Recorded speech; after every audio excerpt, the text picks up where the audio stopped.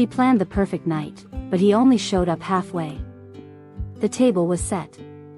The food was warm. Her heart was open. His? Locked into a screen that was never her. When he said, "You know I love you," something broke inside her, because for the first time, it sounded more like a habit than a feeling.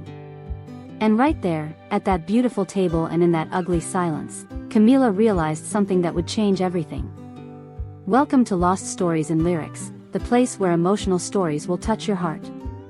Tell me in the comments where you're watching from and smash that subscribe button. Camila pushed open the glass door of the boutique at 6:30, the little metal bell chiming behind her. The late afternoon sun washed the sidewalk in orange as she shifted her bag on her shoulder and let her hair fall out of the tight bun it had been trapped in all day. Her feet ached inside her low heels, and she felt that familiar wave of tiredness climb up her legs. Being the manager of a women's clothing store meant 8 hours of smiling at demanding customers, fixing problems with late suppliers, and mediating small wars between sales associates. That day, in particular, one woman had spent 40 minutes trying on dresses, complaining about every single one, and then left without buying anything. Another had returned a blouse stained with makeup, swearing it had come that way. Camila handled it all with the patience she had learned over 3 years on the job, her voice calm, her professional smile glued in place.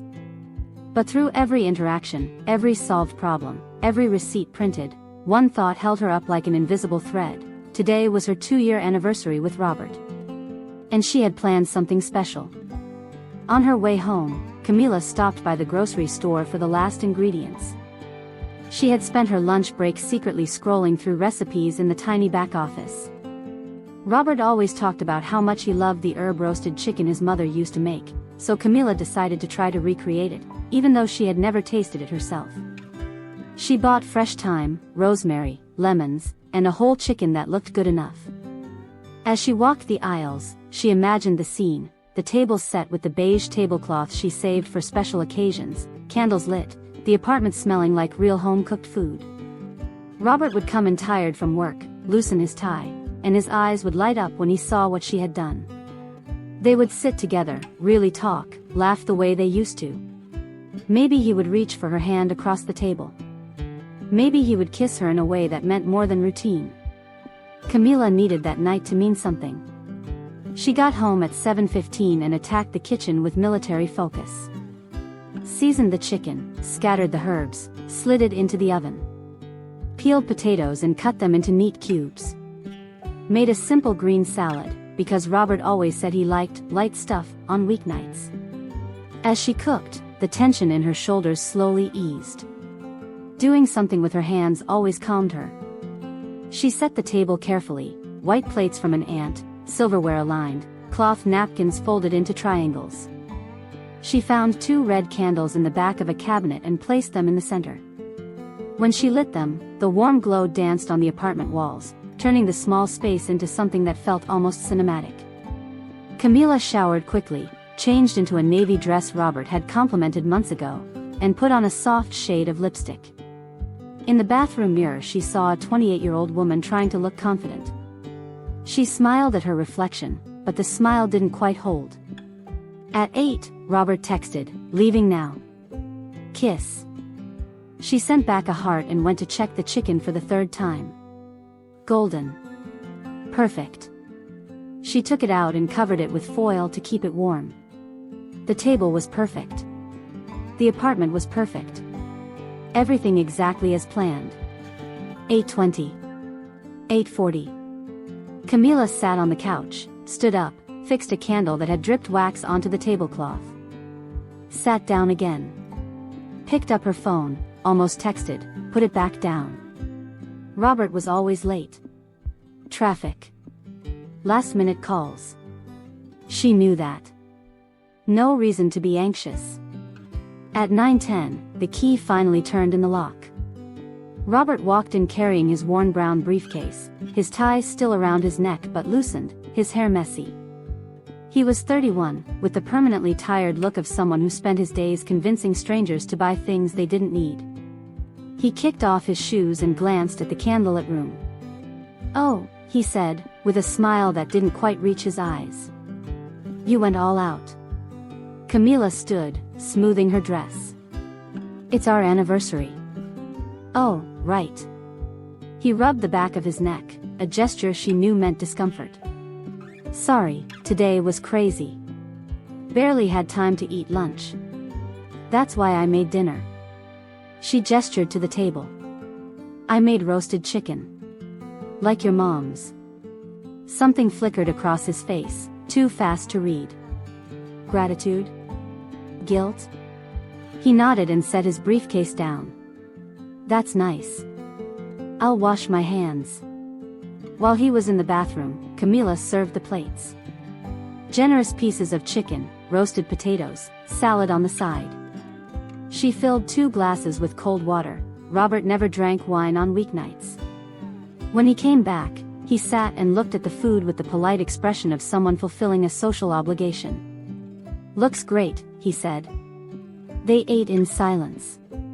Camila watched him cut the chicken into small pieces, chew methodically, swallow.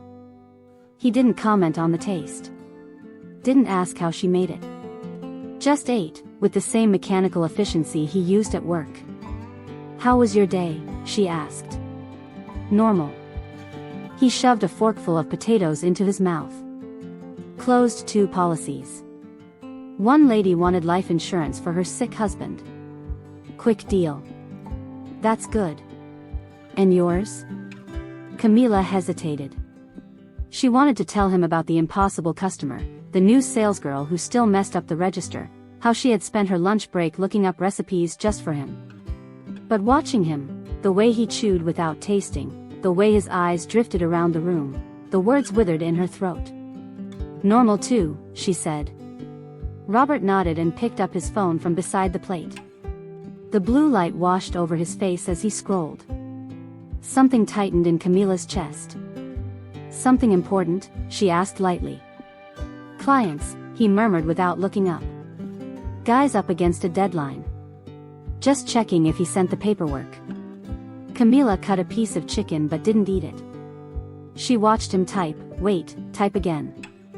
He smiled at his phone, a real smile, the kind he hadn't given her all evening. Is the chicken okay? She asked. Yeah, it's great. He finally set the phone down, but kept it close. You're a good cook. It sounded like something he had memorized. Camila forced a smile and pushed her salad around her plate. The pretty table, the candles, all her effort, it all felt ridiculous now. Like a play she was performing alone. Robert, she said softly. We've barely talked this week. He blinked, processing slowly.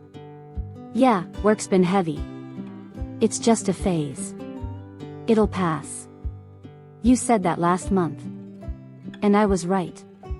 It passed. He swallowed another bite. Look, I know I've been distracted. But you understand, right? I have to hit my numbers. Camila nodded, because that's what she did now. She understood. She excused. She adjusted. Robert worked a lot. Robert was tired. Robert had responsibilities. But she still remembered their anniversary. His phone buzzed. He checked it, frowned, typed a quick reply. The food felt like lead in her stomach. Sorry, he said, without sounding sorry. This guy is impossible. She said nothing. She watched the candles melt, wax running down their sides. One leaned slightly, its flame trembling, tired of burning. Camila felt exactly the same. When Robert finished eating, he finally looked at her. Something passed through his eyes, belated awareness, maybe guilt. Hey, he said, reaching across the table for her hand. You're upset. Not a question. Camila looked at his hand over hers, warm, light, more a gesture than a feeling. No, she lied. Yes, you are. He squeezed her fingers, offering the smile that used to fix everything. Look, I know I'm not the perfect boyfriend. I know I've been distracted. But you know I love you, right? The words landed between them like objects. Camila examined them, waiting to feel something. Comfort. Warmth. Reassurance. She felt nothing but a cold emptiness spreading through her chest. "You know I love you, right?" It sounded rehearsed. Like a sales line. The same tone he used with clients. "You know this policy will protect your family, right?" Camila slowly pulled her hand back into her lap. Robert barely noticed. He was already checking his phone again. And in that moment, between the melting candles and the soft buzz of a notification, something broke inside Camila. Quietly. Cleanly. She looked at the man across from her, at the table she had set with so much hope, at the candles she had lit so carefully. And she finally understood, Robert didn't love her the way the word was supposed to mean. He loved the convenience. The understanding. The dinners. The forgiveness. "You know I love you, right?" was just a bandage he used whenever he felt he had gone too far. And she had accepted that bandage so many times she no longer felt the wounds underneath. But now she did. Now she saw everything with a clarity so sharp it almost hurt. Camila woke up the next morning feeling like she was wearing new glasses. Everything looked sharper, clearer, more real. Robert had already left for work, leaving only a sticky note on the fridge. "Thanks for dinner. Kiss." She ripped it off and crushed it in her hand. At work, she moved through her routine as usual, but something inside her had shifted. When a customer complained that a dress didn't look good on her, Camila didn't offer the automatic smile and apology. Instead, she looked at the woman and said, gently but firmly, "The dress is fine. Sometimes the problem isn't the clothes." The customer blinked, surprised, then smiled and bought 3 items. During her lunch break, Camila sat on a bench in the small park nearby with a sandwich and left her phone buried in her bag. She watched people pass by, a couple holding hands and laughing about something only they understood, an elderly woman feeding pigeons, a man in a suit reading a newspaper. Lives happening. Real connections or honest loneliness. Nothing lukewarm pretending to be love. That night, Robert came home at 9 again. He found Camila on the couch reading a book she had bought months ago and never opened. "Hey," he said, dropping his briefcase. "Is there food?" "There's leftover chicken from yesterday in the fridge." He went to the kitchen. She heard the fridge open, the microwave beep. He came back with the plate and sat beside her, his phone already in his other hand. "How was your day?" he asked between bites. "Good," Camila said without looking up. Robert nodded and returned to his screen. They stayed like that for 20 minutes, him eating and texting, her rereading the same page because the words wouldn't stick. When he finished, he left the plate in the sink. "I'm going to shower," he said. Camila nodded. When she heard the water running, she closed the book and looked around the apartment they'd shared for a year. The white walls they had promised to paint together. The bookshelf he had assembled halfway and never finished. The table where they had eaten last night, now bare, no candles, no tablecloth, just a flat surface waiting for a moment that never fully arrived. She picked up her phone and scrolled through old photos. The beginning, Robert laughing for real at the beach, the two of them with their arms around each other at a concert, him looking at her like she was the only person in the world. When had that man disappeared? Or had he never really existed, and she had just projected who she wanted him to be? In the days that followed, she started paying attention. Not obsessively, consciously. She noticed how Robert spoke to her in short, practical sentences. "Going to be late? Did you buy milk? It's cold, huh?" Conserving words like a limited resource. On the phone with clients, though, he expanded, told jokes, used that warm salesman voice she knew so well. She noticed how he touched her, quick goodbye kisses, side hugs while watching TV, physical contact that felt like a box being checked. And then, by accident, she saw how he reacted when a coworker posted a photo in the company group chat. He didn't just like it, he commented, joked, used 3 emojis. 3 emojis for a coworker. None in his messages to Camila. She didn't feel jealous. She felt confirmed. "We need to talk," Camila said one Thursday when Robert came home earlier than usual.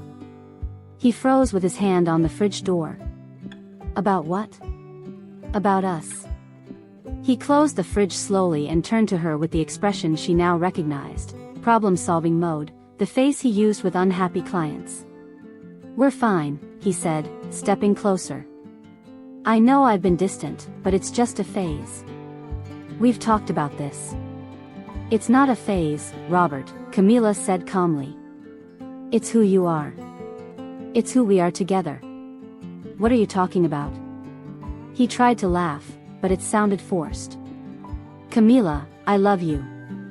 You know that. There it was again. The magic sentence. The verbal bandage. You say it, she replied. But I don't feel it.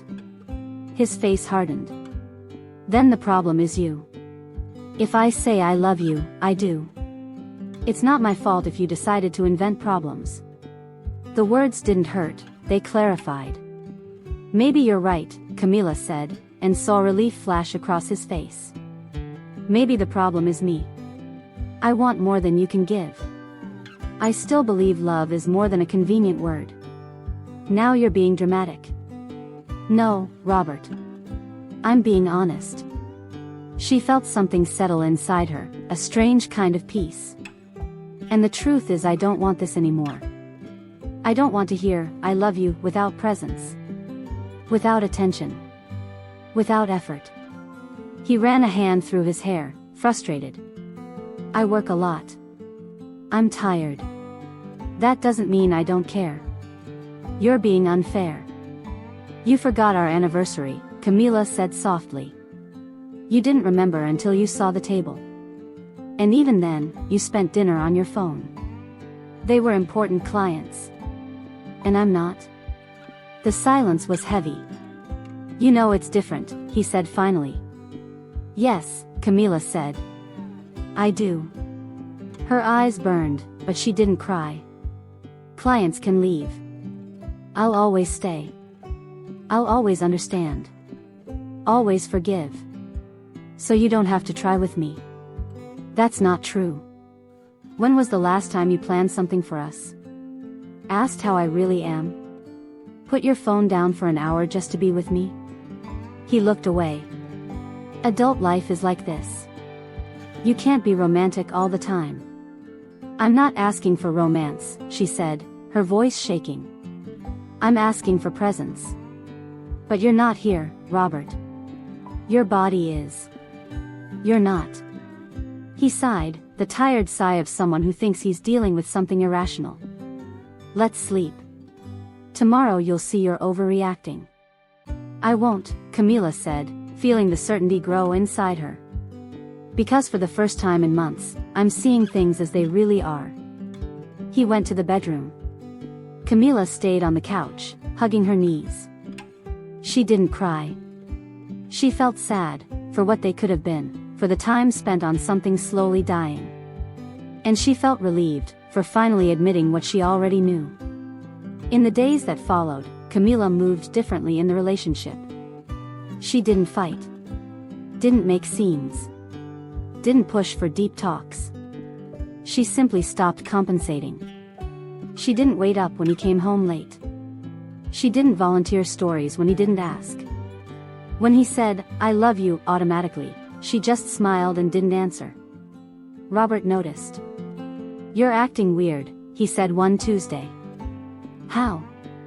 Distant. Cold. He frowned. Did you do something you're hiding? Before, that would have hurt. Now it only confirmed what she already knew. I didn't do anything, she said. I'm just tired. Of what? She looked at him and saw a man afraid of losing something he never knew how to value. Of convincing myself this is enough, she said. He tried to change, for 3 days. Came home earlier, put his phone away at dinner, asked about her day. But it felt scripted, like a checklist meant to erase months of absence. On the 3rd day, his phone rang during dinner.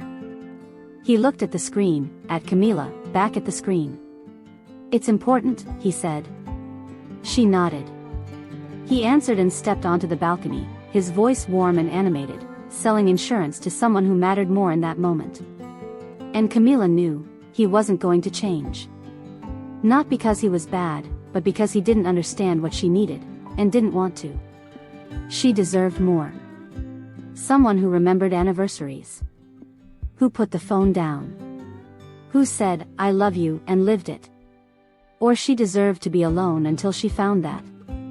Anything was better than accepting crumbs and calling it love. Camila chose a Sunday morning for the final conversation. Robert was on the couch in sweatpants, half watching a game on TV with his phone in his hand, his attention bouncing between the screen and the score.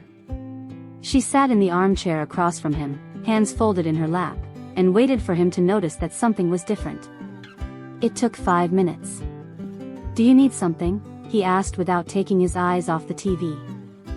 "We need to talk." The tone made Robert pause the game and finally look at her. There was something on Camila's face he had never seen before, an unshakable calm, a decision already made. "Is something wrong?" he asked, and for the first time in weeks he seemed genuinely worried. "I'm leaving." The words landed between them like stones. Robert blinked, processing. "Leaving, where?" "Here. Us."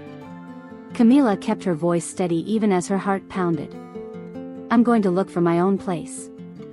I'll stay with my sister for a few days." Robert dropped his phone onto the couch, the game completely forgotten. "Wait. You're just ending this out of nowhere? Without even trying to fix things?" "We already tried, Robert. Or rather, I tried. You just pretended you were." "That's not true." He stood up, ran a hand through his hair, that familiar nervous gesture. "I changed. I've been coming home earlier, putting my phone down, paying attention."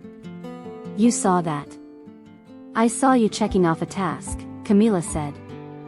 "I didn't see you actually wanting to change. You did the bare minimum for 3 days and expected me to be grateful and forget everything." "I did try. Real effort shouldn't feel like a sacrifice, Robert." She stood too, but kept her distance. "When you want something, when you care, you don't measure the effort. You just do it. I've seen you spend hours on the phone winning over a client. I've seen you drive across town to close a deal. But asking you to have dinner with me without your phone feels like too much. That's different. That's my job." "Exactly." A quiet sadness settled in her chest. "Your job, your clients, your goals, all of that matters more than I do. I'm not saying ambition is wrong. But I can't keep being what's left over when you're done with everything that actually matters." Robert was silent, looking at her like she was a stranger. "So that's it? You're giving up?" Relationships are about getting through hard times together. It's not giving up when you've tried every way you can and the other person doesn't even see there's a problem. Her eyes burned but she didn't look away. "You don't see it, Robert. You don't see that I'm here, waiting, wanting, needing. You only see me when I'm about to leave." "I love you," he said, desperation in his voice now. "You know I love you." There it was again. The phrase. The band-aid. The thing that always worked. But Camila wasn't the same person who accepted those words as enough. "No, Robert." She shook her head slowly. "You love having me here. You love the convenience, the stability, someone waiting for you at home. But you don't really love me. Because if you did, you'd know that love isn't just a word you say when things get hard. It's presence. It's choice. It's deciding, every day, to really be there." "You're being unfair," his voice trembled. "I work a lot, I get tired, but that doesn't mean I don't care." "I know you care," Camila said softly. "But caring isn't the same as loving. And I don't want someone who only cares about me when it's convenient." She took a breath. "I want someone who remembers birthdays. Who puts their phone away because they want to hear me. Who says, 'I love you,' and proves it every day. And if that doesn't exist, I'd rather be alone." Robert sank back onto the couch, his head in his hands. For a moment Camila thought he might cry, might finally crack that armor of efficiency and show something real. But when he looked up, there was only confusion and a hint of anger. "So I was never enough for you?" "No," a tear finally slipped down her cheek. "You never wanted to be." She went to the bedroom and started packing a small suitcase. Robert appeared in the doorway, watching in silence. When she walked past him with the bag, he gently took her arm. "Camila, please. Let's talk more. Let's try again." She looked at his hand on her arm, then at his face. She saw a man afraid of being alone, not a man afraid of losing her specifically. And that difference meant everything. "You'll be okay," she said quietly. "You'll find someone who needs less, who asks for less, who's satisfied with what you can give. But that person isn't me. And you?" His voice was hoarse. "Will you be okay?" She smiled, a sad but honest smile. "I will. Maybe not right away, but I will. Because for the first time in months, I'm going to stop pretending I'm happy when I'm not." She left the apartment without looking back. In the hallway she leaned against the wall for a moment, breathing, letting the reality of what she'd just done settle in. Then she went to the elevator, to her car, to her sister's house where she'd already texted she was coming. The days that followed were strange and freeing. She woke up at her sister's place, went to work, came back, had dinner with her sister and brother-in-law, watched silly movies, slept. Simple. No waiting for someone who never came home on time. No special dinners that wouldn't be appreciated. No measuring every word so she wouldn't seem too much. Robert texted. A lot at first, apologies, promises to change, declarations of love. Camila read them all but answered only a few, always kind, always firm. There was no anger, only clarity. He needed to understand it wasn't about giving him another chance, it was about her realizing she deserved more. After 2 weeks, the messages slowed. After a month, they stopped. Camila found a small studio apartment, just big enough for the essentials. When she signed the lease, she felt something expand in her chest, not exactly happiness, but possibility. For the first time in years, the future didn't feel like an automatic continuation of the present. It felt like a blank page. She went back to the old apartment on a scheduled Saturday to pick up the rest of her things. Robert wasn't there, he'd gone to his mother's place to give her space, he'd texted. Camila was grateful for his absence. It was easier that way.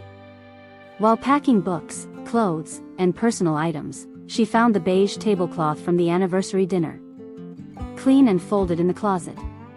She held it for a moment, remembering the naive hope she'd felt that night, thinking a beautiful dinner could fix what was broken. She left the tablecloth behind. It didn't belong to the life she was building. In her new place, Camila unpacked slowly, carefully. She hung pictures, organized the tiny kitchen, put plants by the window. Every object in its place was a small declaration: this is me, this is mine, this is my choice. That night, sitting on the second-hand couch she'd bought on sale, eating pizza straight from the box, Camila realized something surprising: she didn't feel lonely. She felt whole. Complete in a way she hadn't felt in months, maybe years.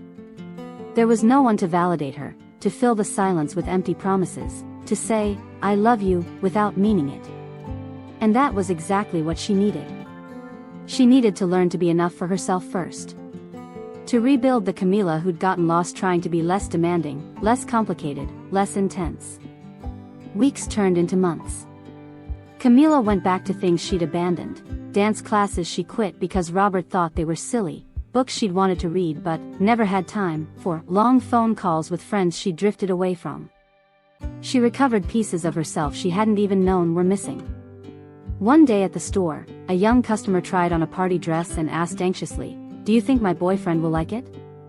Camila looked at the girl, at the genuine worry on her face, and felt a familiar twinge. "And you?" she asked gently. "Do you like it?" The girl blinked, surprised. "Me? Yeah, I love it. then that's what matters. Camila smiled. Wear it for you. If he likes it, great. If not, that's his problem. The girl laughed, a little awkwardly, but bought the dress. That night, Camila cooked dinner for herself. Nothing special, just pasta with tomato sauce. No table setting, no candles, no effort. Just eating while reading a book, the silence of the apartment wrapping around her like a soft blanket. And she realized she was happy. Not the explosive movie kind of happy, but something deeper, steadier. The peace of not trying to convince anyone of anything anymore. The freedom of choosing her own company instead of accepting a fake version of connection. I love you, she whispered to herself, trying the words out loud. And for the first time in a long time, they came with everything they were supposed to: presence, truth, action. They weren't a band-aid, a tool, or an excuse. They were just love. Real, honest, enough. And Camila discovered that this, truly loving herself, choosing herself without guilt, valuing herself without waiting for external validation, was more powerful than any empty promise Robert could have made.